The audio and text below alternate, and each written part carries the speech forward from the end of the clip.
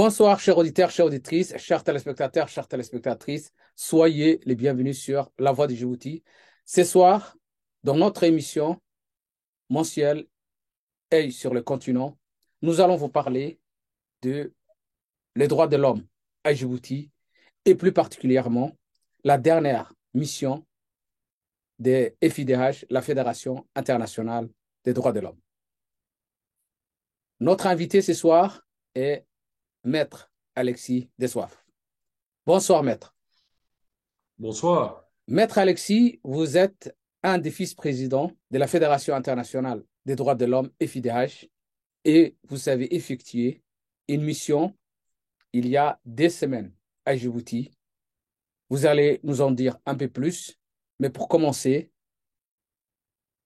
nous voulons savoir quel est le lien entre Djibouti et FIDH. Et est-ce que vous pouvez également nous rappeler quel est le rôle et les structures de FIDH? Tout à fait. Merci pour cette première question. La FIDH, la Fédération internationale pour les droits humains, est une organisation internationale de défense des droits humains, une organisation fédérative, une organisation coupole qui regroupe 188 organisations de défense des droits humains dans le monde, dans de nombreux pays, en ce compris en Afrique, dont la Ligue djiboutienne des droits humains. Euh, et dont aussi notamment la Ligue belge des droits humains, la Ligue française, dans de nombreux pays, la majorité des pays, une organisation de défense des droits humains est membre de la Fédération internationale pour les droits humains. Et la FIDH, elle intervient à la demande de ces organisations membres en renfort pour renforcer l'action de nos organisations membres. On n'intervient pas à la place. C'est pas la FIDH qui décide d'autorité de, par exemple, faire une mission à Djibouti. Non, c'est la Ligue djiboutienne des droits humains qui demande à la FIDH de organiser une mission pour renforcer le plaidoyer sur les droits humains, pour venir observer la situation des droits humains à Djibouti, le respect ou le non-respect. Et c'est ainsi que la FIDH avait fait une mission à Djibouti en 2006, donc il y a près de 20 ans. C'était la dernière mission de la FIDH à Djibouti. Alors, depuis 2016, 10 ans plus tard, la FIDH avait cette volonté d'organiser, à la demande de la Ligue djiboutienne des droits humains, une mission à Djibouti, qui avait été chaque fois refusée. Euh, Puis il y a eu l'intermède du Covid qui a frappé tous les pays sans distinction, qui a mis tout en pause. Et après le Covid, on a à nouveau sollicité les autorités djiboutiennes afin d'obtenir les visas. Et nous avons préparé en amont cette mission avec la Ligue djiboutienne des droits humains, avec un descriptif de mission que nous avons soumis aux autorités djiboutiennes afin d'obtenir les visas pour que cette mission soit une mission internationale. C'est ainsi que la FIDH a demandé à Maître Zakaria, qui est l'ancien président de la Ligue djiboutienne, qui est celui qui invite la FIDH. Et Maître Zakaria est depuis le mois de novembre dernier aussi vice-président de la FIDH, parce que la Ligue djiboutienne a présenté la candidature de Maître Zakaria au dernier congrès, le congrès du centenaire de la FIDH. C'est une organisation centenaire, la FIDH, et donc ce congrès avait lieu à Paris. Et Maître Zakaria a été élu comme un des vice-présidents de la FIDH, tout comme moi, ancien président de la Ligue belge des droits humains. Et nous avons préparé cette mission, d'abord dans la composition, Maître Zakaria et moi-même, deux vice-présidents de la FIDH, et une chargée de programme de la FIDH attachée au bureau Afrique de la FIDH. Nous devions être trois. Nous D'accord. avons sollicité les visas pour les deux internationaux, vu que Maître Zakaria est sur place, et nous avons obtenu le visa alors que nous avions expliqué le pourquoi de la mission et l'objet et l'objectif de la mission. donc les autorités djiboutiennes, et c'est le premier élément sur lequel je tiens à insister, c'est que nous avons obtenu un visa en toute transparence. Et dans le cadre de la demande du visa, nous avons également adressé des invitations euh, à toutes les parties pour pouvoir organiser des rencontres sur place. Donc Très non bien. seulement évidemment avec les organisations de défense des droits humains, des syndicats, mais aussi des représentants politiques du parti au pouvoir, mais aussi de l'opposition, et aussi les différents ministères.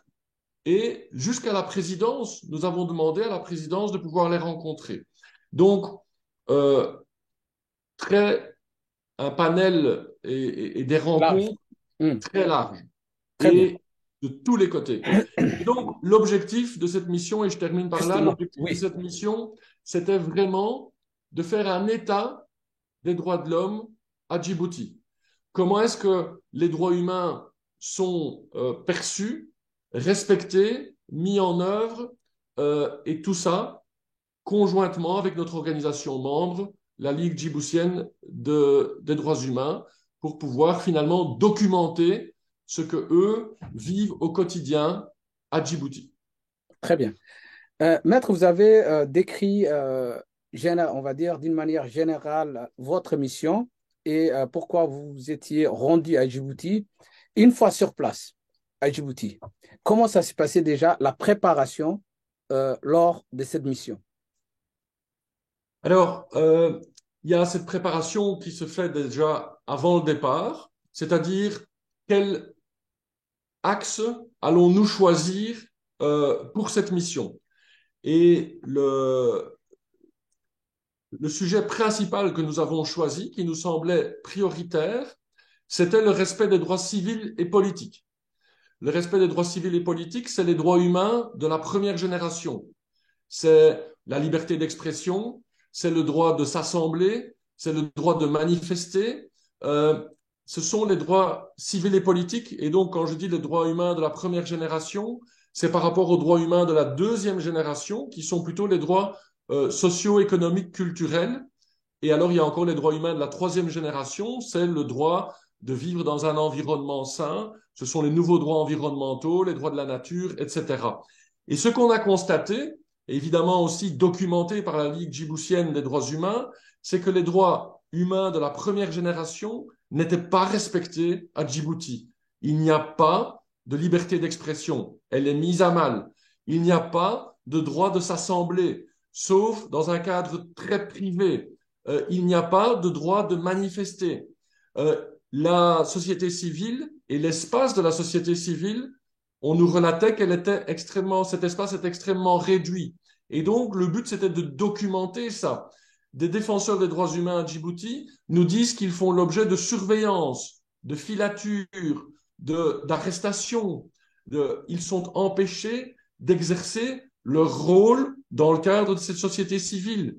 Également, les droits syndicaux, la presse libre et indépendante n'existe pas ou ne peut pas exister, ne peut pas fonctionner à Djibouti. Et donc, toute cette préparation-là, elle a été faite en amont en disant nous allons axer la mission sur ces objectifs-là, sur ces objets-là, et arrivé à Djibouti, on a, comme toujours quand on fait une mission, et j'ai déjà eu l'occasion de faire plusieurs missions, que ce soit en Palestine, en Israël, en Côte d'Ivoire, on commence la mission par une réunion de travail avec notre organisation membre sur place pour bien définir les objectifs de la mission, bien baliser les rencontres et relancer les demandes d'invitation de celles et ceux qui ne nous ont pas répondu.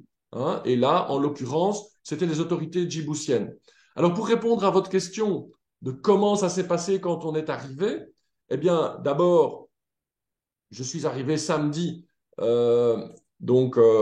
samedi, il y a 8 jours, euh, en venant de Bruxelles. Euh, la chargée de programme qui devait venir de Paris en raison des grèves à Paris a raté la correspondance à Istanbul. Elle est arrivée 24 heures après moi. Quand moi je suis arrivé à l'aéroport de Djibouti à 23 heures le samedi soir, j'ai présenté mon passeport au contrôle l'aéroport est en travaux, comme vous savez, au contrôle frontière avec mon visa qui a été scanné et j'ai été autorisé, vu que j'avais un passeport en ordre, un visa qui m'accordait le droit d'entrée, le contrôle frontière qui effectue un ultime contrôle m'a autorisé à entrer à Djibouti où Maître Zakaria m'attendait sur le parking de l'aéroport. Et donc, dès le dimanche, nous avons commencé la réunion de travail avec la Ligue djiboutienne pour baliser la mission qui devait durer jusqu'au vendredi. C'était une mission de 5 jours complets, jusqu'au jeudi soir exactement. Donc dimanche, lundi, mardi, mercredi, jeudi. 5 jours de mission. Et nous avons commencé cette préparation et ensuite les rencontres. Très bien. Ces rencontres, c'est les défenseurs des droits humains, les diplomates, les acteurs de la société civile et les autorités locales. Donc, vraiment, rencontre pluraliste, tous les acteurs djiboutiens et djiboutiennes étaient prévus dans ces rencontres. Dans cette mission. Donc, les samedis que vous nous parlez, c'est les samedis 11 mars. C'est bien ça. Le samedi OK. 11 mars, je suis arrivé à Djibouti. OK. Donc, vous êtes arrivé le samedi 11 mars, vous êtes resté jusqu'à dimanche, si j'ai bien compris, Jusqu'au lundi. jusqu'au lundi. Alors, vous avez donc 2 jours. Oui. Vous êtes... La mission a été très brutalement interrompue Alors, le justement, lundi, lorsque le vous êtes lundi arrivé fin de journée. samedi, vous avez commencé votre mission en tant que telle le dimanche, si j'ai bien C'est bien compris. ça. À partir de lorsque vous avez commencé votre mission, comment ça s'est passé? Alors, ça s'est passé très naturellement avec une première réunion de travail et puis les premières rencontres. Je peux citer par exemple une rencontre avec l'ambassadrice de France à l'ambassade le dimanche, qui nous a reçus le dimanche avec son conseiller. Euh, Nous avons fait état quand même de nos appréhensions en disant est-ce que la mission va pouvoir aller jusqu'à son terme? Elle nous a Pourquoi vous vous rassurés. êtes posé cette question? Alors, on s'est posé cette question parce que ça faisait quand même depuis plusieurs années que la mission était refusée et ici la mission était autorisée, mais nous n'avions reçu aucune réponse à nos demandes de rencontre avec les ministres ou la présidence. Et nous Hmm. avons reçu des signaux euh, qui ne nous rassuraient pas. Euh, et donc, du coup, on s'inquiétait de savoir si la mission allait pouvoir aller à son terme. Et surtout, on s'est rendu compte le dimanche après-midi que nous étions suivis dans nos déplacements à Djibouti. Hmm. Pourquoi? Pourquoi nous suivre dans nos déplacements? Euh, Quand Maître Zakaria m'a dit à un moment donné dans la voiture, Alexis, on est suivi. D'abord, je croyais qu'il se trompait. Hmm. Et puis, j'ai commencé à observer la voiture qu'il m'indiquait. Et dans nos différents changements de direction, j'ai vu que Maître Zakaria avait vu juste et que c'était une voiture qui nous suivait et qui ne se cachait pas de nous suivre. Et Hmm. donc, on a commencé à avoir des appréhensions en disant c'est bizarre qu'on ait suivi. Et à la fois, Maître Zakaria nous disait c'est le sort des défenseurs des droits humains ici, c'est que les autorités euh, mettent en place une surveillance quasiment systématique. Et finalement, c'est aussi ce qu'on venait observer. Alors, l'ambassadrice de France, et j'avoue ma surprise et ma déception ensuite, Hmm. c'est qu'elle nous a rassurés en disant non, si le contrôle frontière vous a laissé entrer, c'est clairement que les autorités djiboutiennes ont choisi la transparence. Sinon, ils vous auraient refoulé à la frontière. Dès votre descente d'avion, ils vous auraient remis dans l'avion. Donc, vous pouvez être rassurés, c'est que les autorités djiboutiennes ont choisi la transparence et de laisser la mission de la FIDH se dérouler. Arrivé à son terme. Pardon? Arrivé à son terme, en fait. Voilà. Hmm. Et pourtant, le soir, quand la chargée de programme de la FIDH devait arriver 24 heures après moi, nous sommes allés avec Maître Zakaria la chercher à l'aéroport. Et à notre grande surprise, à un moment donné, elle nous a appelés pour dire ils ne m'autorisent pas à rentrer dans Djibouti, à passer le contrôle frontière. Ils veulent me remettre dans l'avion. Alors, Elle devait participer à la mission jusqu'au vendredi, et puis de là, elle devait partir à Nairobi pour d'autres activités à la FIDH. Hmm. On lui a dit qu'elle ne devait pas se laisser remettre sur l'avion vers Istanbul et puis Paris, qu'elle devait dire qu'elle devait poursuivre à Nairobi, qu'éventuellement les autorités djiboutiennes pouvaient la mettre le lendemain sur un vol vers Nairobi.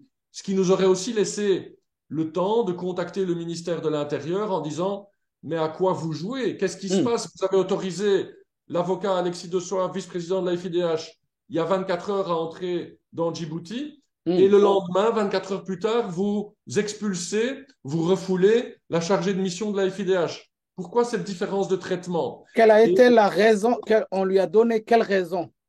alors, on lui a dit qu'il n'était pas question qu'elle reste une minute de plus sur le sol djiboutien, que toutes les personnes comme elle, entre guillemets, ce qui veut dire probablement les participants à la mission, devaient être refoulés et allaient être refoulés. Et ils ont manu militari, ils l'ont empoigné par les bras et ils l'ont remis dans l'avion qui décollait une heure plus tard, retour vers Istanbul. Et donc, elle a été mise dans l'avion sans ménagement, brutalement, et elle a été refoulée vers Istanbul. Nous sommes, nous avons quitté l'aéroport. Hmm. On a, Vous avez essayé de contacter les autorités de l'aéroport pour savoir ce qui s'est passé avec cette chargée de mission? on a essayé de contacter effectivement les autorités. Maître Zakaria a passé plusieurs coups de fil depuis le parking de l'aéroport, n'a pas obtenu de réponse. Donc nous avons quitté l'aéroport. Maître Zakaria m'a déposé à mon hôtel et lui est rentré chez lui. Et le lendemain, nous avons poursuivi la mission avec une réelle appréhension en se disant le signal que les autorités djiboutiennes viennent de donner avec le refoulement brutal de la chargée de mission de la FIDH nous laisse croire qu'ils vont vouloir mettre fin prématurément à cette mission. Et effectivement, on a poursuivi la mission et les rencontres le lundi 13, pendant toute la journée, mais en craignant à tout moment Pardon. euh, une arrestation ou une interpellation par les autorités. Mais vu que toute la journée s'est déroulée sans incident, Hmm. on a eu la faiblesse, je le reconnais, la faiblesse de croire que finalement, les autorités djiboutiennes allaient laisser la mission se poursuivre jusqu'à son terme le jeudi. Mais mal nous en a pris de croire ça parce qu'après cette journée du lundi, où nous avons rencontré des militants des droits humains de la Ligue djiboutienne et apparentés, nous avons rencontré des opposants politiques démocratiques qui sont dans l'impossibilité de fonctionner. Nous avons rencontré des travailleurs. Nous avons rencontré aussi le coordinateur résident des Nations Unies en personne à Djibouti, qui est en place à Djibouti. Nous les avons rencontrés. Nous avons aussi expliqué ce qui s'était passé avec la chargée de mission de la FIDH. Hmm. Et nous avons aussi fait part des craintes pour ma personne, pour le fait que je sois éventuellement interpellé. On a interpellé et alerté aussi les autorités internationales présentes à Djibouti du risque qui pesait sur la mission. Et c'est ce qui est finalement arrivé. C'est que j'ai Alors, été parce que vous arrêté. avez dit, on a cru que les autorités djiboutiennes allaient laisser la mission arriver à son terme le lundi. Qu'est-ce qui vous a donné cette impression? Vous avez dit que le dimanche, vous avez été suivi. Est-ce que lundi, vous avez été aussi suivi ou non? Effectivement, vous avez tout à fait raison. Le dimanche, j'ai été suivi. On a été suivi dans nos déplacements en voiture. Et à un moment donné, quand avec Maître Zakaria, on est descendu de la voiture devant la mairie de Djibouti, hein, vous visualisez les Hmm. lieux, Hmm. la voiture qui nous suivait s'est arrêtée aussi et n'a pas suivi la voiture, mais a suivi Maître Zakaria et moi qui nous déplacions à pied. Et Maître Zakaria m'a raccompagné jusqu'à l'hôtel, qui était l'hôtel Atlantique, comme ça Hmm. vous savez tout. Hmm. Euh, et la voiture s'est arrêtée au coin de l'hôtel Atlantique et a regardé effectivement m'a vu entrer dans l'hôtel. Mais cet élément était par ailleurs connu des autorités, vu que dans la demande de visa, nous avions donné l'adresse de l'hôtel et le nom de l'hôtel. Donc, dès le début, les autorités djiboutiennes le service de sécurité et de documentation, le ministère de l'Intérieur, Ils avaient toutes savait, les infos. savait où je logeais. Et vu qu'ils ont refoulé le dimanche soir la chargée de mission de la FIDH et qu'ils nous avaient suivis et qu'ils m'avaient vu entrer dans l'hôtel, ils savaient où je résidais. Et donc, s'ils étaient logiques, ils auraient dû venir me chercher même le dimanche soir, voire le lundi matin, avant qu'on entame cette nouvelle journée de mission. Hmm. Mais non, la journée, la deuxième journée de mission a pu avoir lieu normalement. Et avec Maître Zakaria, en fin de journée du lundi, nous nous sommes, on était dans la voiture, en quittant les bureaux du coordinateur résident des Nations Unies, où nous avons eu une réunion extrêmement fructueuse pendant 1 heure et demie. Euh, on se réjouissait avec Maître Zakaria en disant, voilà, la deuxième journée de mission a déjà pu avoir lieu. On a déjà rencontré beaucoup de personnes. La mission est déjà une réussite, même si elle est interrompue avant son terme. Et peut-être que les autorités djiboutiennes, mais là on partait dans des hypothèses en disant, ils ne vont plus l'arrêter maintenant parce qu'on a déjà eu plein de rencontres. Quel est l'intérêt de l'arrêter maintenant? Soit il Hmm. aurait dû l'interrompre au début, soit c'est qu'ils avaient pris l'option d'aller la laisser aller jusqu'à son terme. Et donc, quand Maître Zakaria m'a déposé à mon hôtel, il était peu avant 17 heures, heure locale, le temps que j'envoie quelques messages à la maison pour dire tout se passe bien, etc. J'étais très surpris quand j'ai été appelé par la réception pour dire un monsieur veut vous voir, et il s'avérait que c'était la police qui était à la réception de l'hôtel. Hmm. Et une fois que vous avez eu ces messieurs, qu'est-ce qu'il vous a dit? Mais donc, la réception m'appelle et me dit un monsieur veut vous voir. Je n'attendais pas de visite et je venais de quitter Maître Zakaria. On avait prévu de se retrouver pour le dîner aux alentours de 20 heures. Donc, il n'y avait aucune raison que Zakaria vienne à ce moment-là à l'hôtel. Euh, je me suis inquiété en me disant, aïe, qui est-ce que ça peut bien être? Quand il m'a dit que c'était la police, euh, voilà, j'ai d'abord Et dit que- que, quelles sont ouais. les raisons qui vous ont avancé lorsque vous avez eu en face de vous? Mais d'abord, il m'a dit qu'il avait quelques questions. J'ai demandé à parler au policier Hmm. qui m'a pris au téléphone et je lui ai dit, oui, quel est le problème? Il a dit, j'ai quelques questions à vous poser, est-ce que vous pouvez descendre? Je dis, OK, je vais descendre, laissez-moi quelques temps que je me prépare pour descendre, que je me rhabille. Il dit, OK, je vous attends pour vous poser quelques questions.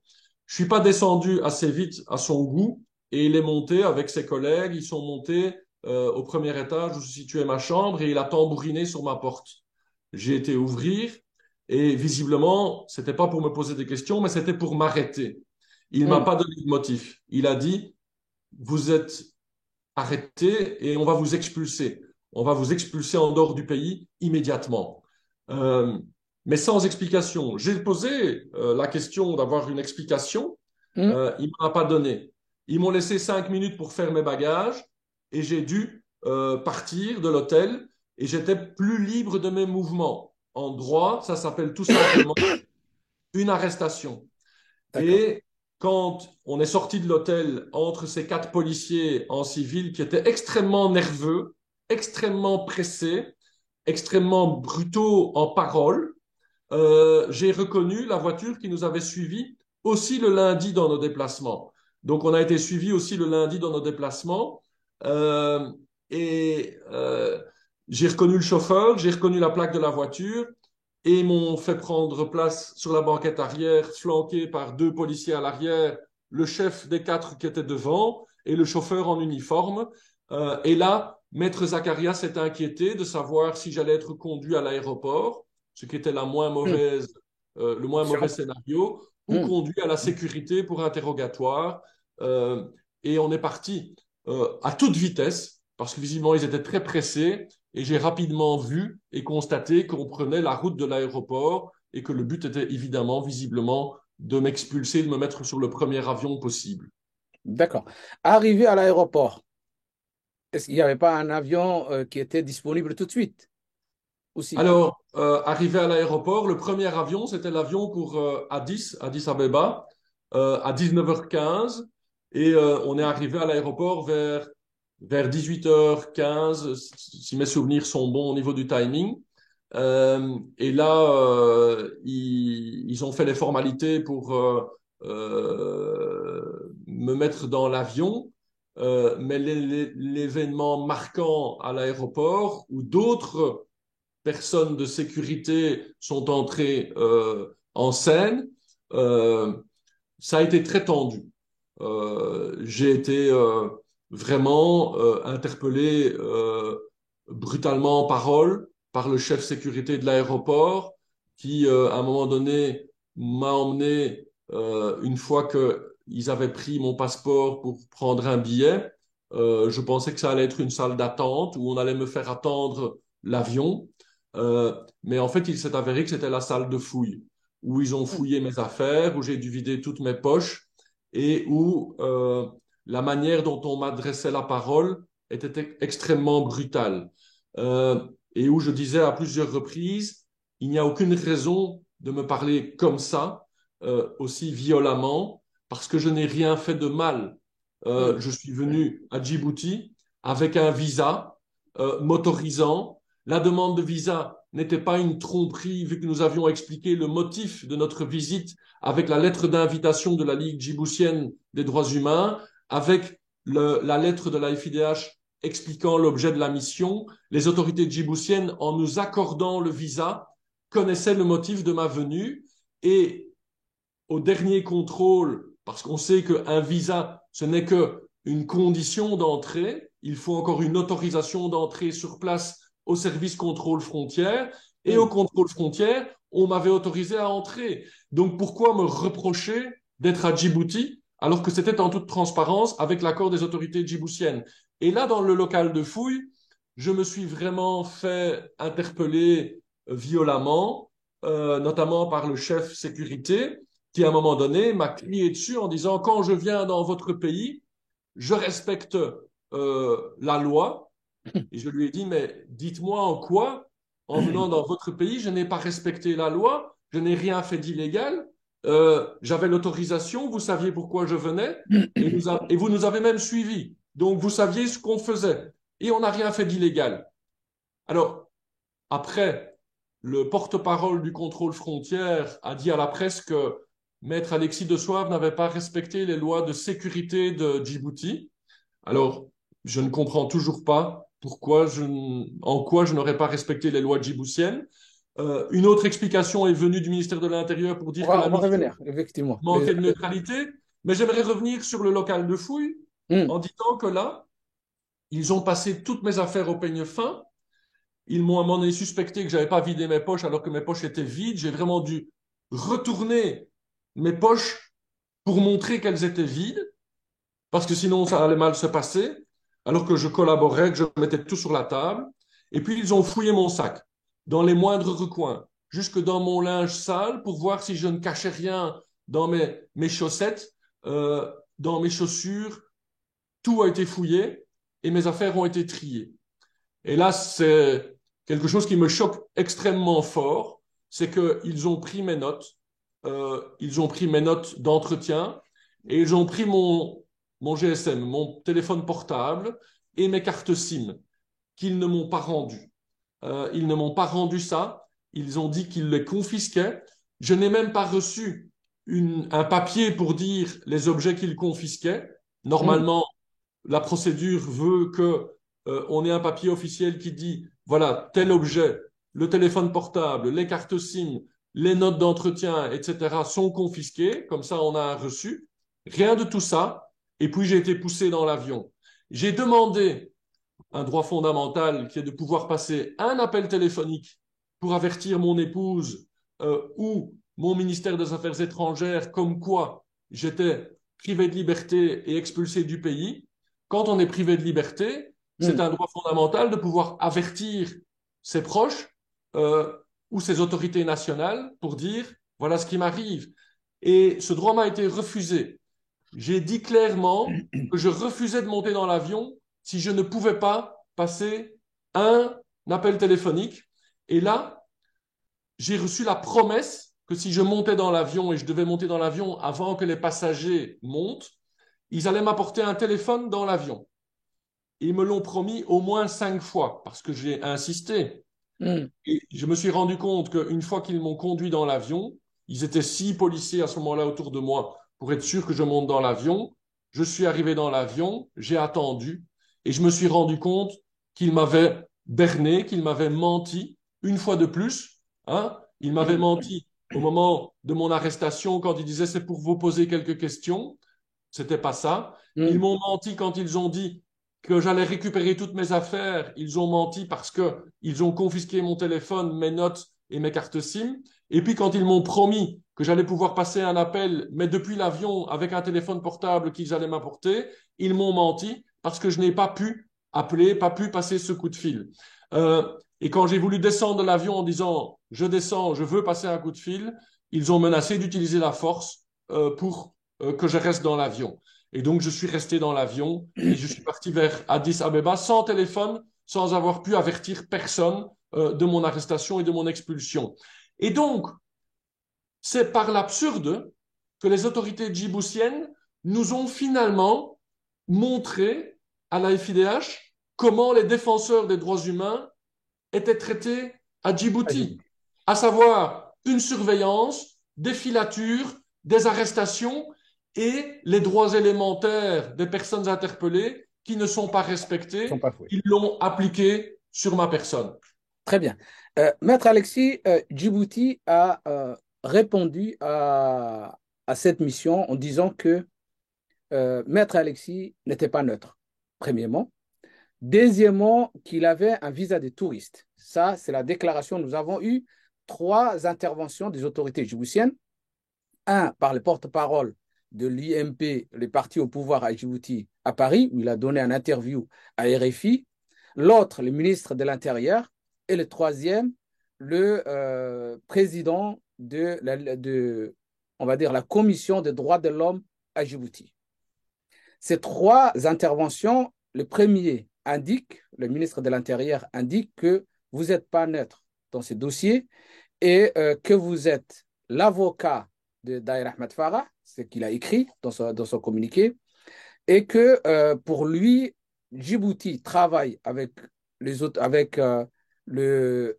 organismes des droits de l'homme, tels que FIDH ou d'autres, et que le problème que ça posait, c'était votre personne et ce n'était pas la mission, mais c'était votre personne qui posait problème et qu'il était prêt à accueillir une autre mission des vidages si vous ne faites pas partie. Ça, c'était l'intervention du ministère de l'Intérieur. Qu'est-ce que vous dites de ça? Est-ce que ce qui a posé comme problème dans cette mission, c'était votre personne et non pas la mission?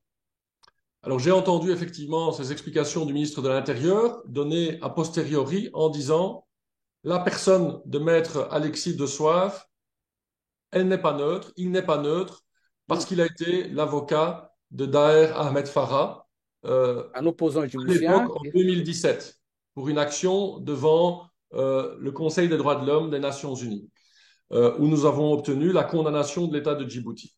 Alors, cet argument est risible. Pourquoi? Parce que s'il dit qu'il n'a rien contre la mission de la FIDH, mais uniquement contre ma personne, pourquoi est-ce qu'il a refoulé la chargée de programme de la FIDH Que vous qui, avez parlé elle, tout à l'heure. qui, elle, n'est pas avocate, est chargée de programme de la FIDH et a été refoulée sans même être autorisée à entrer dans le pays. Alors, il aurait dû me refouler moi Hmm. et laisser passer la chargée de mission de la FIDH. Donc, on voit bien que c'est une argumentation fournie a posteriori pour les besoins de la cause en disant, ouh là là, cette arrestation et cette expulsion fait beaucoup de bruit, il faut qu'on trouve une explication plausible pour la justifier. Voilà, on va dire, ah mais en fait, Maître Alexis, il n'est pas neutre parce qu'il a été l'avocat de DAF dans une action devant les Nations Unies en 2017. Mais cette action, elle visait la République de Djibouti. Et donc cet élément est connu des autorités djiboutiennes depuis 2017. Et donc quand nous avons demandé le visa avec mon nom, mon identité, ils avaient cet élément-là. Pourquoi est-ce qu'ils m'ont donné le visa si ils savaient que je n'étais, entre guillemets, pas neutre parce que j'avais été l'avocat d'un opposant?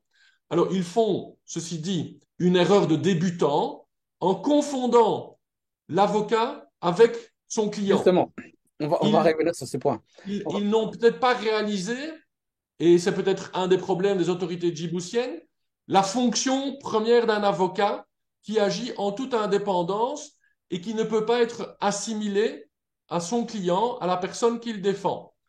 Et par ailleurs, peut-être que la République de Djibouti nous doit à toutes et tous une explication sur pourquoi ne pas avoir mis en œuvre la condamnation des Nations Unies du 4 novembre 2020 qui condamne la République de Djibouti, le gouvernement djiboutien, de annuler le décret présidentiel de 2008 qui dissout le parti politique, le MRD, le parti politique de Daher Ahmed Farah en 2008 parce que c'était sur base de fausses accusations et qui ordonne au gouvernement djiboutien de, si nécessaire, valider le réenregistrement de ce parti et de permettre à Daher Ahmed Farah d'exercer librement son activité politique et de l'indemniser pour tous les dégâts et les dommages financiers qu'ils ont occasionnés. Et là, silence radio total de la part du gouvernement djiboutien qui dit nous allons collaborer et nous collaborons tant avec les organisations de défense des droits humains qu'avec les instances internationales comme les Nations Unies. Et on voit qu'une décision des Nations Unies qui condamne la République de Djibouti en 2020 et qui est devenue définitive, eh bien, elle n'a même pas connu le début d'une exécution de la part des autorités djiboutiennes. Donc cet argument du ministre de l'Intérieur qui dit en fait on a interrompu la mission de la FIDH parce qu'elle manquait de neutralité, parce qu'il est lié à un opposant, c'est complètement risible et c'est également faire fi du fait que nous avons demandé à rencontrer le ministre de l'Intérieur, le ministre de la Justice et le président de la République dans le cadre de la mission.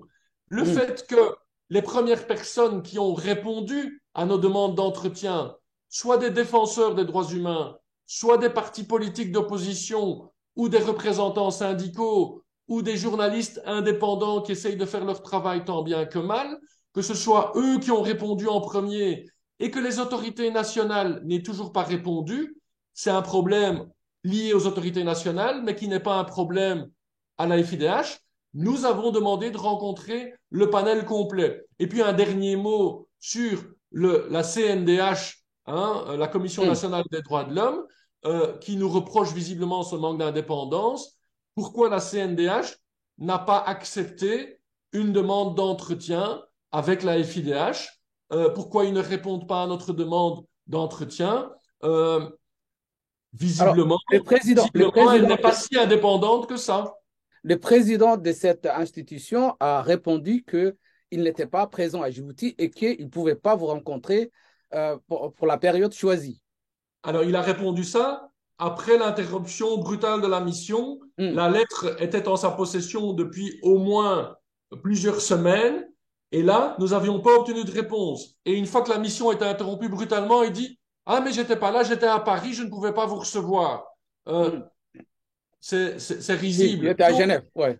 Ouais. Ou à Genève, pardon, Oui, à Genève. oui. Et donc, nous, on est quand même très surpris de voir cette réponse-là. Une fois que la mission était interrompue en disant j'étais à Genève, pourquoi il ne nous a pas répondu spontanément lorsqu'il a reçu la lettre de demande d'entretien?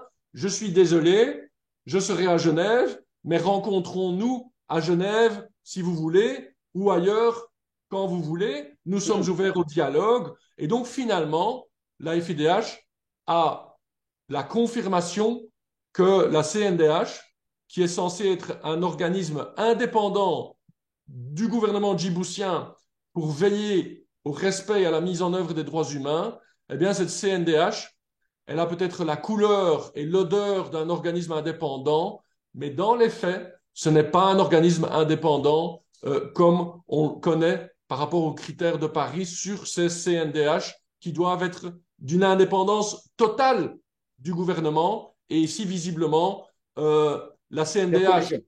attend de voir d'où vient le vent et suit le vent qu'insuffle le gouvernement djiboutien. Très bien. Alors, si on revient sur le troisième argument de porte-parole de l'IMP en France, qui lui dit il y a un problème de visa de touriste. Est-ce que c'était un visa de touriste ou c'était un visa de mission? Alors, il faut connaître la procédure de visa que Djibouti a mis en place. Et alors, cette procédure est peut-être mal préparée par les autorités djiboutiennes, mais quand vous allez cocher sur la demande de visa, c'est un visa court séjour pour un déplacement court qui est la mission, parce que nous joignons à ce moment-là à la demande de visa Hmm. la lettre d'invitation de la Ligue djiboutienne euh, qui nous invite pour faire cette mission d'observation et de rencontre sur l'état des droits humains à Djibouti, et nous joignons la lettre de mission de la FIDH. Donc ce n'est pas un visa Oui. touristique qui est Hmm. demandé, je ne venais pas faire du tourisme, et nous avons joué en toute transparence sur l'objet de la mission. Nous n'avons pas trompé les autorités djiboutiennes en disant Maître Alexis va venir faire du tourisme invité par Maître Zakaria parce qu'il a envie de voir Djibouti et la mer Rouge et découvrir votre merveilleux pays. Non, on a demandé le visa court séjour pour une semaine et on nous l'a donné pour un mois. On l'avait demandé pour une semaine, on a eu une autorisation pour un mois, c'était valable tout le mois de mars. Hmm. Euh, et on a clairement spécifié ce qu'on allait faire. Ce n'était pas un visa de travail, parce qu'une mission de rencontre n'est pas du business comme le ferait un investisseur chinois qui vient pour faire du business à Djibouti. Moi, Hmm. je ne voulais pas faire du business. La FIDH ne faisait pas faire du business. C'était une mission de rencontre, en ce compris avec les autorités djiboutiennes, et nous avons joué carte sur table. Venir après coup dire euh, et finalement, les autorités djiboutiennes ont, à trois moments différents, donné trois motifs différents Hmm. pour l'expulsion et l'arrestation. Et à force de donner trop de motifs différents, tous les motifs donnés perdent en crédibilité. Je les rappelle, premièrement, ministre de l'Intérieur, c'était de dire il manque de neutralité. Deuxièmement, le contrôle frontière disait ah oui, mais il a violé les lois de sécurité. Troisièmement, le représentant de l'UMP dit ah, mais il a demandé un visa touriste et il venait pas faire du tourisme. Mais il faudrait savoir, c'est pourquoi finalement qu'on a été arrêté et qu'on Hmm. a été expulsé. Mais poser la question, c'est y répondre. On a été arrêté et expulsé parce que la mission de la FIDH dérangeait et qu'ils ont voulu l'interrompre brutalement parce que visiblement, pour agir comme ça et savoir les dégâts collatéraux que ça allait poser, ils se disaient bien qu'ils préféraient arrêter la mission et l'expulser brutalement, malgré le bruit que ça allait faire, que le fait qu'on poursuive la mission. Et donc, je me pose la question, et à la FIDH, on se pose la question, qu'ont-ils à ce point à cacher et à craindre d'une mission de la FIDH que pour prendre le risque de, des reproches et de l'opprobre international sur le principe même de cette arrestation et de cette expulsion, eh bien, c'est qu'ils ont beaucoup à cacher. Et Hmm. donc, ils nous ont démontré par l'absurde le motif de notre visite, c'est-à-dire que la société civile est dans l'incapacité de fonctionner à cause de cette dérive autoritaire du gouvernement djiboutien. Maître Alexis, si aujourd'hui les autorités djiboutiennes vous disent on est d'accord que FIDH envoie une mission, mais sans maître Alexis, est-ce que vous seriez d'accord et est-ce que vous pensez que les FIDH peut accepter une telle injonction des autorités djiboutiennes? Alors, d'abord, ils connaissaient ma participation à la mission. On a compris Pourquoi ne pas l'avoir dit avant en avant. disant on est d'accord avec la mission, mais on refuse que ce soit Maître Alexis? Ils ne l'ont pas dit. Et donc, cet argument est un prétexte, n'est pas la vraie raison. Hmm. Euh, et en plus, ils ont expulsé, je vous le rappelle, la chargée de mission du bureau Afrique de la FIDH, alors que si c'était juste ma personne, ils n'auraient pas dû l'expulser, ils auraient dû la laisser entrer et elle aurait mené la mission avec Maître Zakaria et c'est moi qu'ils auraient dû expulser. Donc, cet argument manque totalement N'est de pas valable. crédibilité. D'accord, d'après vous. Et OK. donc, vu que la FIDH a joué en toute transparence la composition de sa mission, on n'a pas gardé secret le fait que Maître Alexis allait y participer. Et ils ont accordé l'autorisation d'entrer et ils m'ont laissé entrer en connaissance de cause. Et j'aimerais quand même rappeler que ce n'est pas un gouvernement qui fait l'objet d'une mission d'observation, de défense des droits humains d'une organisation internationale comme la FIDH, de commencer à composer elle-même l'équipe Hmm. qui va venir participer. La FIDH agit en toute indépendance et on ne va pas commencer à choisir la composition de l'équipe qui vient. Imaginons, hein, moi j'aime bien les comparaisons avec le football, que la République de Djibouti doit jouer un match contre l'équipe nationale belge et que l'équipe de Djibouti dise ah on veut bien mais en fait nous allons composer l'équipe de l'adversaire. Hmm. Non, c'est risible. Y a une notion et la comparaison avec le football ne vaut que ce qu'elle vaut, mais il y a une notion importante dans la défense des droits humains et dans le respect des droits civils et démocratiques, c'est cette notion d'indépendance. L'indépendance des organisations de défense des droits humains, l'indépendance des journalistes, l'indépendance des magistrats, l'indépendance des contre-pouvoirs. Est-ce que la République de Djibouti, quand elle est confrontée à un procès ou à une procédure qui la dérange, est-ce qu'elle va composer elle-même le siège des juges qui vont être amenés à se prononcer sur le cas?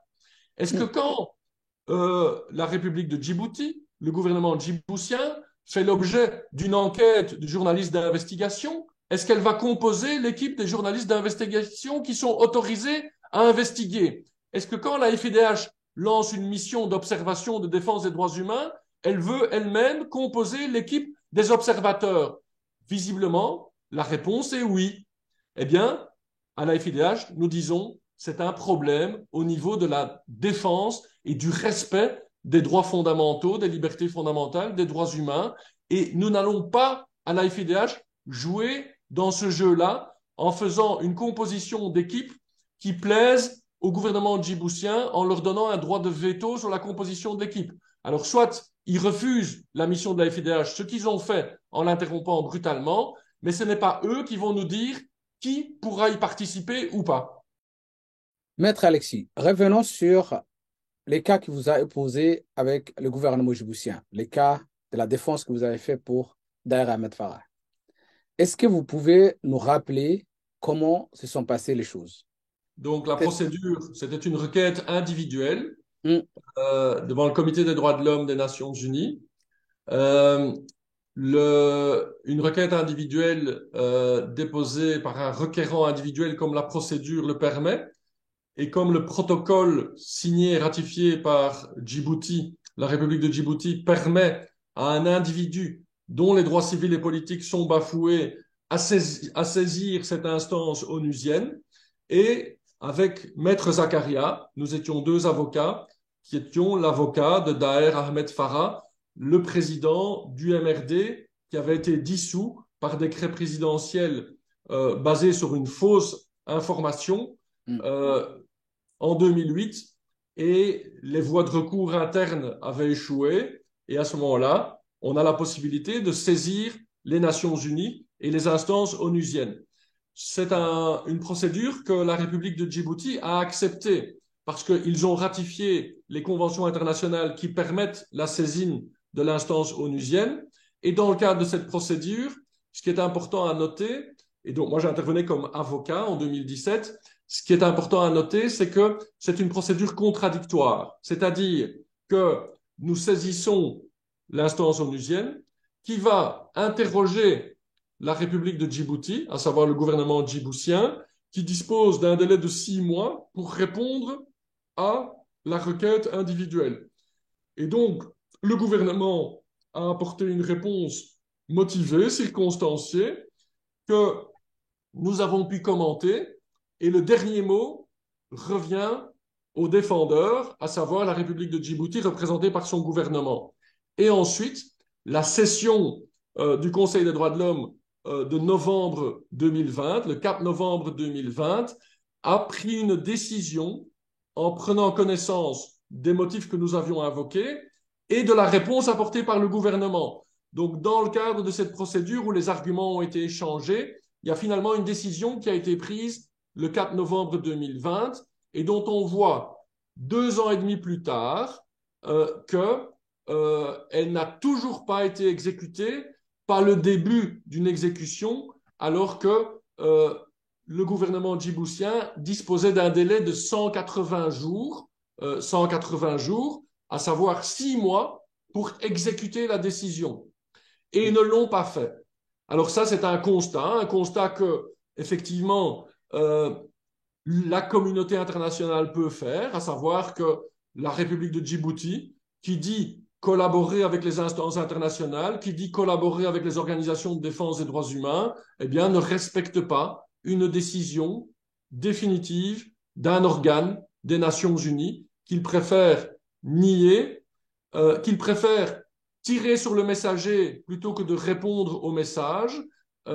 Et ça, c'est un constat qu'on fait. Mais voilà, c'était donc une procédure en toute transparence dont le gouvernement djiboutien avait évidemment connaissance vu qu'ils étaient partis à la cause et que cette décision leur a été notifiée par les Nations Unies et qu'ils savaient depuis 2017 que c'était Maître Zakaria et moi-même qui avions été les avocats de Daher Ahmed Farah.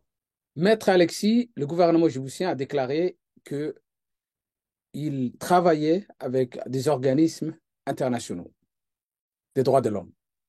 Est-ce qu'à votre connaissance, le gouvernement djiboutien travaille avec d'autres organismes en dehors des FIDH, tels que Amnesty International ou Human Rights Watch?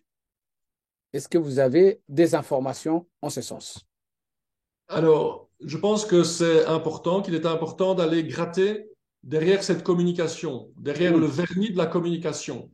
Et le gouvernement djiboutien, effectivement, pour justifier le traitement qu'ils m'ont réservé, qui est injustifiable, hein, soyons clairs, ils disent, mais en fait, nous sommes par ailleurs un élève modèle dans la communauté internationale parce que nous collaborons avec les organisations de défense des droits humains.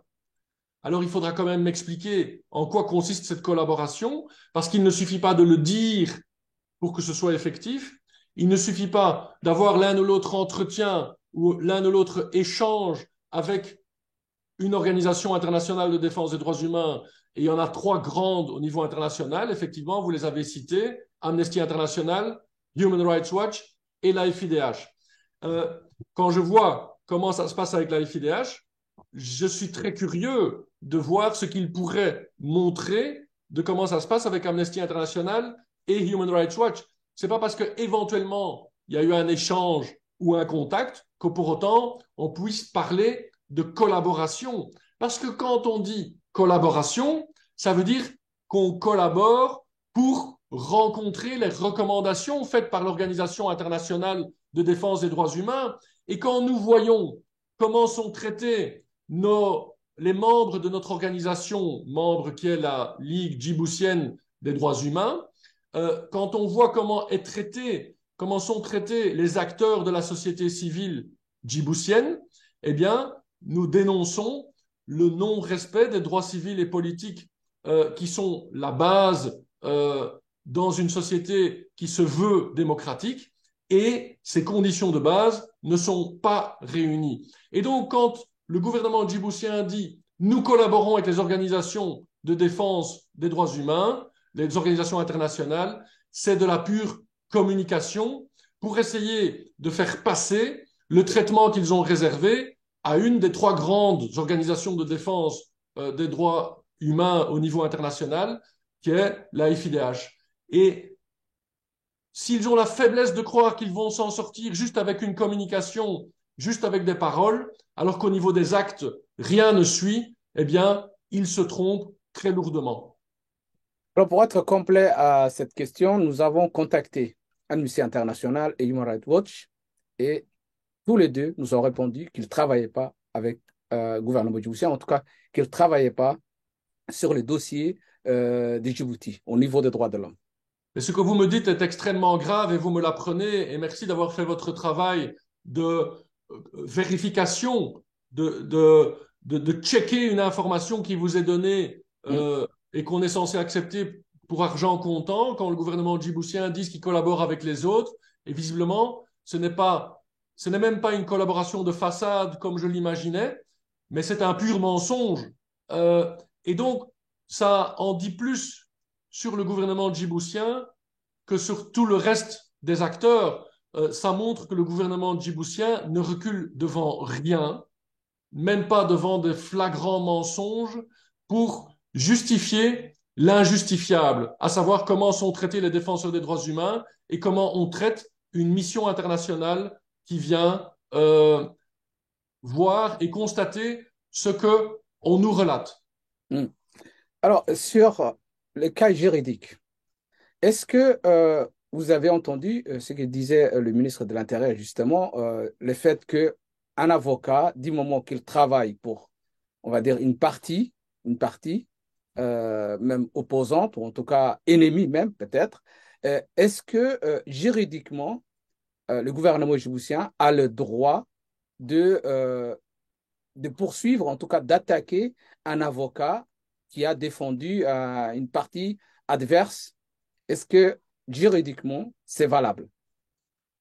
Alors, juridiquement, ça fait preuve d'une grande méconnaissance de ce qu'est un avocat.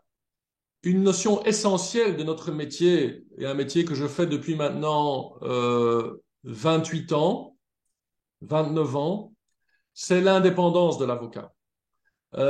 Et Maître Zakaria et moi-même, nous savons très bien ce que c'est l'indépendance de l'avocat. Moi, je jouis d'une pleine indépendance ici comme avocat en Belgique, en tant qu'avocat international, en tant qu'avocat à la Cour pénale internationale, je jouis de cette pleine indépendance. Je ne suis pas assimilé aux causes que je défends. Euh, c'est une notion très importante. Maître Zakaria a beaucoup plus de difficultés dans l'exercice de sa profession d'avocat que moi. Euh, le ministre de l'Intérieur, que j'aurais bien aimé rencontrer dans le cadre de la mission, essaye de discréditer euh, ma personne en disant il manque d'indépendance vu qu'il a été l'avocat de, en l'occurrence, Daher Ahmed Farah. Mais de nouveau, j'imagine que les demandes de visa, quelque part, sont monitorées par le ministère de l'Intérieur. Hmm. Il le savait que j'avais été l'avocat de Daher Ahmed Farah et il m'a quand même octroyé le visa. Et donc, c'est vraiment l'explication qui vient a posteriori. Et il faut que le gouvernement djiboutien retienne et comprenne ce que ça veut dire l'indépendance. L'indépendance d'un avocat, l'indépendance de la presse, l'indépendance des magistrats, l'indépendance des syndicalistes, l'indépendance des défenseurs des droits humains. Parce que si c'est pour avoir uniquement ces professions qui sont soumis ou qui sont à la botte du gouvernement djiboutien, eh bien, ce ne sont pas des représentants dignes de ces professions, parce qu'ils perdent l'essence même de leur profession, qui est cette notion d'indépendance. Et un gouvernement ne sera jamais un gouvernement légitime s'il ne peut pas fonctionner avec autour de lui, en face de lui, ces personnes, ces actrices et ces acteurs de la société civile qui forment un contre-pouvoir en toute indépendance. C'est ça la base d'une société démocratique. Et visiblement, le gouvernement djiboutien, avec à sa tête son président, a abandonné toute envie d'évoluer vers un gouvernement démocratique et par contre se laisse aller à cette dérive autoritaire, autocratique, qui finalement n'a plus que sa légitimité qu'elle se donne, mais n'a plus aucune légitimité eu égard aux critères internationaux de reconnaissance d'un gouvernement légitime. Maître Alexis, en tirant de l'expérience que vous avez vécue à Djibouti, quel constat aujourd'hui vous pouvez faire sur l'état de droit, la démocratie à Djibouti? Parce que Alors le le gouvernement constat, djiboutien dit qu'il est dans un régime démocratique et qu'il respecte le droit de l'homme à Djibouti. On a entendu aussi que Djibouti a signé énormément de traités internationaux sur les droits de l'homme, les droits humains, les droits des femmes. qu'est-ce qu'aujourd'hui vous pouvez dire sur l'état de la situation des droits de l'homme à Djibouti? Alors, de manière particulière et puis de manière générale. De manière particulière, euh, je dois arriver à la conclusion que ce que nous dénonçait notre organisation membre, la Ligue djiboutienne des droits humains, dans les conditions dans lesquelles ils doivent travailler et évoluer et faire leur travail, les conditions qu'ils nous dénonçaient en amont de la mission, à savoir une surveillance généralisée, des filatures, des arrestations, être empêchés de faire leur travail, eh bien, de manière absurde, le gouvernement djiboutien me l'a démontré, me l'a illustré en organisant, quand j'étais sur place, des filatures, une surveillance, en me poursuivant, en m'arrêtant brutalement et en m'expulsant du pays. Et donc, ils ont démontré par l'absurde que ce qu'on venait constater, parce que c'est ce qu'on nous dénonçait, eh bien, était la réalité quotidienne à Djibouti. Et donc, j'ai envie de dire au gouvernement djiboutien, finalement, merci de nous avoir démontré si rapidement et si facilement que l'état de droit et les droits humains n'étaient pas respectés à Djibouti en infligeant aux représentants de la FIDH, non seulement moi, mais aussi la chargée de programme du Bureau Afrique, le sort que vous leur avez réservé. Donc merci pour ça, parce que ça a objectivé la manière dont le gouvernement djiboutien traite les défenseurs des droits humains, avec de faux prétextes et de faux justificatifs qu'on peut démonter point par point a posteriori. De manière plus générale, le constat que nous formons, et nous le formaliserons par après, et nous allons continuer et poursuivre notre screening des droits humains à Djibouti, avec conjointement et en renfort de la Ligue djiboutienne des droits humains, mais c'est que l'état de droit n'est pas respecté à Djibouti. L'état de droit est inexistant. La démocratie n'est pas respectée. Vous savez, le principe de base pour une démocratie, c'est la liberté d'expression. La Cour européenne des droits de l'homme l'a dit à maintes reprises, les auteurs les plus éminents en droit international le disent, sans liberté d'expression, il n'y a pas de démocratie. Et la liberté d'expression à Djibouti, elle est inexistante parce que on ne peut pas s'exprimer librement sans crainte de poursuite, sans crainte d'arrestation. Et donc, il n'y a pas de démocratie à Djibouti. Les organisations de défense des droits humains ne peuvent pas fonctionner. Il n'y a pas de presse libre et indépendante qui puisse fonctionner sans crainte depuis Djibouti. Elle est obligée de fonctionner depuis l'étranger et encore en utilisant les réseaux sociaux. La société civile et l'espace de la société civile à Djibouti est réduite au strict minimum. On voit, et je ne veux pas être trop long là-dessus, mais que finalement, les structures de l'État djiboutien, ils ont peut-être la forme d'une démocratie, les couleurs d'une démocratie, les apparences d'une démocratie, mais ce n'est pas une démocratie. Si vous avez une opposition de pacotille qui se voit réserver quelques sièges au Parlement et que pour dire les élections législatives de février 2023 étaient des élections démocratiques, d'abord, allez voir le taux de participation qui est un excellent baromètre pour voir si la démocratie existe ou pas, si elle est saine ou pas, et le taux de participation qui est inférieur à 10%, eh bien, c'est le baromètre pour montrer que les conditions ne sont pas réunies.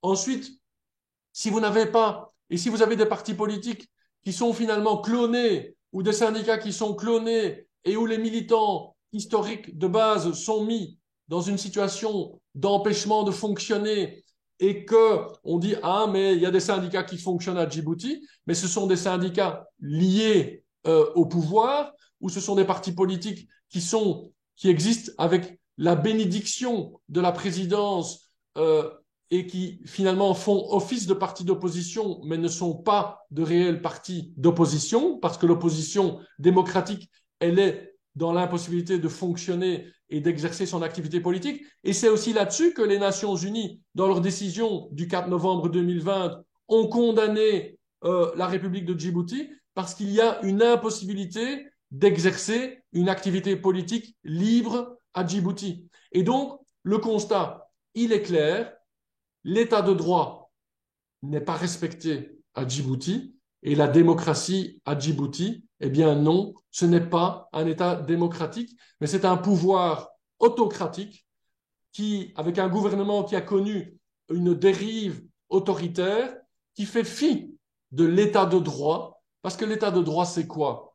C'est un État qui se soumet à la loi et aux conventions internationales qu'elle a ratifiées. Parce qu'effectivement, vous marquez un point en disant la République de Djibouti a ratifié plusieurs conventions internationales et donc sur papier, ça peut paraître très beau, mais si on voit que dans la pratique sur le terrain, ces droits ne sont pas respectés ou ne peuvent pas être opposés au gouvernement de manière libre et indépendante par les Djiboutiennes et les Djiboutiens, eh bien, ça veut dire que l'État ne se soumet pas à cet arsenal législatif de conventions internationales et qu'il ne respecte pas le droit international, ni même le droit national, et où finalement la constitution djiboutienne est finalement une feuille de papier qu'on peut piétiner, qu'on peut amender pour,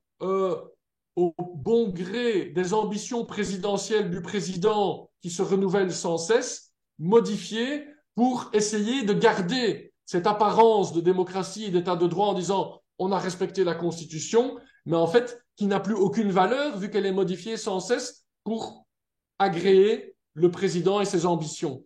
Et donc, non, le constat et l'évaluation, c'est accablant pour le gouvernement djiboutien. Nous aurions été très heureux de pouvoir le confronter avec ces constats, mais ils ont plutôt choisi la fuite en avant et l'arrestation, l'expulsion et l'interruption de cette mission de la FIDH. Et nous prenons acte du message qu'ils nous adressent ainsi et nous marquons notre solidarité avec tous les acteurs et les actrices de la société civile djiboutienne qui fonctionnent et qui font leur travail de manière extrêmement courageuse dans des conditions totalement impossibles, en prenant des risques pour leur liberté. Nous sommes très inquiets pour ces personnes, mais la FIDH va continuer à suivre la situation de très près. Juste une des dernières questions, nous arrivons presque au terme de notre entretien. Vous avez dit Djibouti ratifie les conventions internationales, mais derrière, elle n'applique pas. Quelles sont les conséquences pour un tel État au niveau juridique?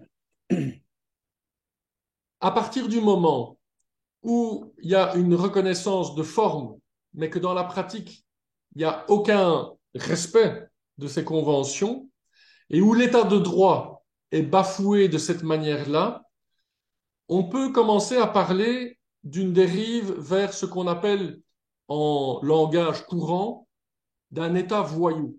C'est un État qui ne respecte pas ses engagements. Et le terme État voyou, qui est utilisé par des penseurs du droit international, qui n'est pas un terme, qui n'est pas juste une injure, qui est un constat, il est extrêmement lourd et extrêmement fort. Et il ne dépend que au gouvernement djiboutien de respecter ses engagements pour quitter la sphère des États voyous, parce qu'il y en a de nombreux dans le monde, malheureusement, et de plutôt rejoindre les États de droit, qui se soumettent au droit, qui respectent le droit international, national, qui respectent leurs engagements plutôt que d'agir de manière autoritaire. Et donc, les conséquences, c'est très simple, c'est que quand il n'y a pas d'état de droit, qu'il n'y a pas de magistrats indépendants qui peuvent faire respecter l'état de droit et où le gouvernement djiboutien s'engage à respecter les décisions de justice de ces magistrats indépendants, eh bien, c'est toujours le peuple qui en paye le prix fort, les citoyennes et les citoyens djiboutiens qui ne peuvent pas faire valoir leurs droits, qui peuvent juste se taire et travailler pour survivre économiquement, parce que la situation et la crise des droits économiques et sociaux, elle est présente dans de nombreux pays, et la période du Covid n'a rien arrangé, où on doit se battre pour nouer les deux bouts et arriver à la fin du mois, et donc où finalement les personnes sont contraintes dans une logique de survie économique avec leurs droits civils et politiques qui sont bafoués, où il n'y a pas de liberté d'expression, on ne peut pas se rassembler, on ne peut pas manifester. Je pense qu'il n'y a plus de manifestations à Djibouti et que quand il y a des rassemblements ou des manifestations, c'est des manifestations qui ne dérangent pas le pouvoir, ce qui est le contraire au principe d'une manifestation libre. Et finalement, ce sont les Djiboutiennes et les Djiboutiens qui voient au quotidien leurs droits fondamentaux bafoués. Et ma dernière question serait sur un plan personnel. On vous a confisqué vos affaires. Est-ce que vous avez déposé plainte en Belgique ou ailleurs pour récupérer vos affaires? Alors, à ce stade-ci, aucune plainte n'a été déposée.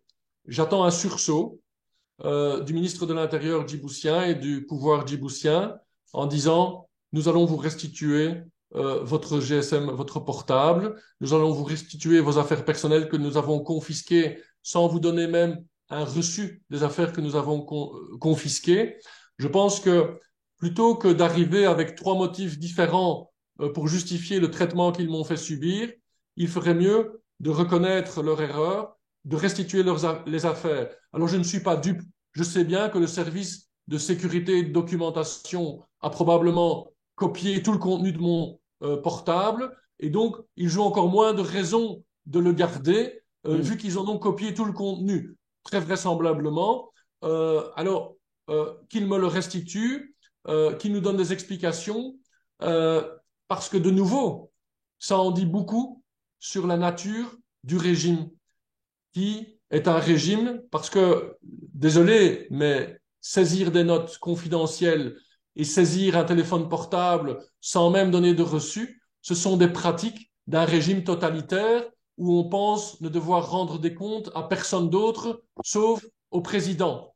Et donc, qu'ils se ressaisissent, qu'ils se rendent compte comment ils sont tombés aussi bas dans le respect de toute norme et qu'ils me restituent les affaires et qu'ils nous donnent une explication plausible et peut-être qu'ils nous fixent rendez-vous devant les Nations Unies.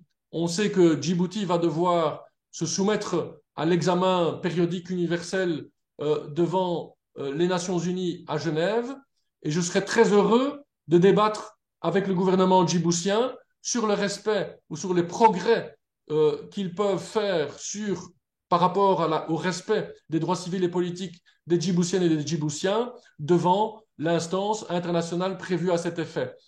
Et on ne va pas se contenter à l'AFIDH des beaux discours qu'ils vont y développer sur ce qu'ils font. Nous allons plutôt pointer, parce qu'on ne parle jamais des trains qui partent à l'heure, nous allons plutôt pointer ce qu'ils ne font pas et surtout les atteintes qu'ils portent de manière systématique et répétée aux droits fondamentaux. Et vraiment, je compte bien suivre ce dossier avec la FIDH et la FIDH va continuer à soutenir son organisation membre, la Ligue djiboutienne des droits humains, pour que les droits humains puissent progresser à Djibouti au bénéfice des Djiboutiennes et des Djiboutiens. Merci, Maître Alexis Dessoif. Merci encore de nous avoir accordé cette interview. Merci. Merci beaucoup à vous. Merci. Bonne continuation. À bientôt. Merci.